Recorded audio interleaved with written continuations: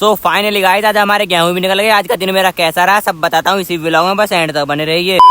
तो आज के ब्लॉग की स्टार्टिंग होती है खेत से। तो आज हमें खेत में इन पोलियो को इकट्ठा करना है, जो कि देखने में तो ये काफी ज्यादा आसान है लेकिन करने में नहीं है। ऊपर से इतने हाई लेवल की धूप पड़ रही है, इस गर्मी को तो बस मैं ही महसूस कर सकता हूँ। फिर क्या बिना देरी करते हुए अपने काम में भी लग जाता हूँ। और जितनी भी आपको ये पुलिया दिखनी है सब मुझे इकट्ठी करनी है, लेकिन धीरे धीरे एक तरफ की पुलियो को तो इकट्ठा कर ही देता हूँ और दोबारा से फिर दूसरी तरफ ही करने लग जाता हूँ। लेकिन थोड़ी बहुत देर पुलिया इकट्ठे करने के बाद मैं चला जाता हूँ घर पर, क्योंकि टाइम भी ज्यादा हो जाता है और गर्मी भी काफी ज्यादा लग रही थी। और बची हुई पुलियो करूंगा शाम में। लेकिन जैसे ही शाम में आकर देखता हूँ कि सारी पुलिया इकट्ठी कर दी और मैं सोता ही रह गया। बस थोड़ी सी बची है, मतलब ये तो मेरे लिए काफी ज्यादा अच्छी बात है। और इसी खुशी के लिए ले आता हूँ मैं फैसल भाई के लिए समोसे, एक कोल्ड ड्रिंक और साथ में। और फिर ऐसे धीरे धीरे करते दोनों खेतों को लाके इकट्ठा कर देते हैं और फिर ट्रैक्टर का इंतजार करते हैं। लेकिन ट्रैक्टर आएगा रात में, और फिर रात में ट्रैक्टर आता है 11 बजे से ही बाद में। फिर इनको एक गिलास कोल्ड ड्रिंक पिला देते हैं, क्योंकि कोल्ड ड्रिंक से इनको एनर्जी मिल जाएगी और काम को जल्दी करेंगे। उसके तुरंत बाद ही ट्रैक्टर को लगा देते हैं ठीक से। फिर क्या बिना देरी करते हुए अपने गेहूं भी निकलने लग जाते हैं। फिर एक खेत के निकलने के बाद में आ जाते हैं दूसरे खेत में निकलवाने, और इसमें हमें करीब लगता है 1.5 घंटे से भी ज्यादा। मतलब कि आज हमारी सारी रात इसी में ही निकल गई। इन गेहूं को खेत से लाने में घर तक कितनी मेहनत लगती है वो तो सिर्फ एक किसान ही समझ सकता है। और आप मेरे इस व्लॉग को काफी दिन के बाद देख रहे होंगे किसी प्रॉब्लम की वजह से। कौन कौन भाई किसान है, किस किस गेहूं निकल गए वो भी कमेंट करके बताओ। और मेरे हिसाब से सारे किसान भाइयों गेहूं निकल गए होंगे। और इस काम को करते करते हमें बच जाते हैं रात के 3 के करीब। चलो तो इस व्लॉग को करेंगे यही खत्म और आपको मिलेंगे कोई नए व्लॉग में, तब तक के लिए फॉलो करना कोई ना भूले।